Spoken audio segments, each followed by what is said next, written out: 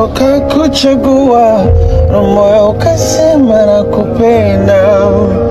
Sinso mwambie nimepona, aliutesa moyo kusumbua, maumivu yashapona. Ni zawadi nilopewa, kipofu mambo sioni,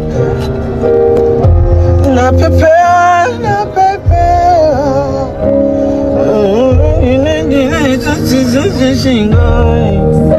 vai vai buikanga kuchimia kangaro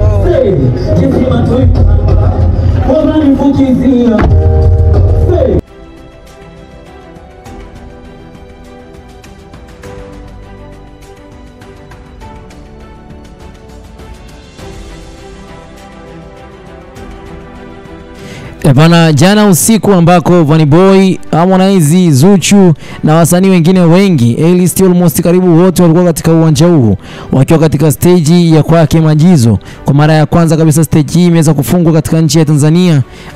Katika nchi mbalimbali stage hiyo hamna kabisa, ila kwake Majizo ili ni jaribio moja kubwa sana ambalo mpaka kwa hivi sasa linaonekana kwamba ni jaribio ambalo litawapandisha wasanii wengi katika nchi ya Tanzania, thamani yao izidi kuonekana katika mataifa mbalimbali kwa mambo ambayo wanafanya mpaka kutoka katika nchi yetu mpaka katika nchi zao. Sasa Rayvanny alipopanda katika stage, Harmonize naye pia alikuwa anaimba nyimbo hiyo hiyo katika gari lake. Sasa watu wengi wamekuja ku connect dot na kuona kwamba ni kwa namna gani ambavyo Harmonize amekuwa akisikiliza nyimbo za Rayvanny, na hii inaonekana kabisa kwamba ni favorite song ya kwake Harmonize kwa upande wa Rayvanny, kati ya nyimbo ambazo amekuwa nazo kwa muda mwingi zaidi amekuwa akizisikiliza.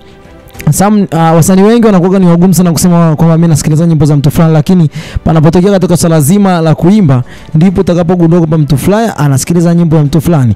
Mfano last time aliulizwa kwamba nyimbo gani ambayo anasikiliza ya Zuchu, akagusia na kusema kwamba anasikiliza nyimbo ya kwake Zuchu, ile ngoma inaitwa Naringa.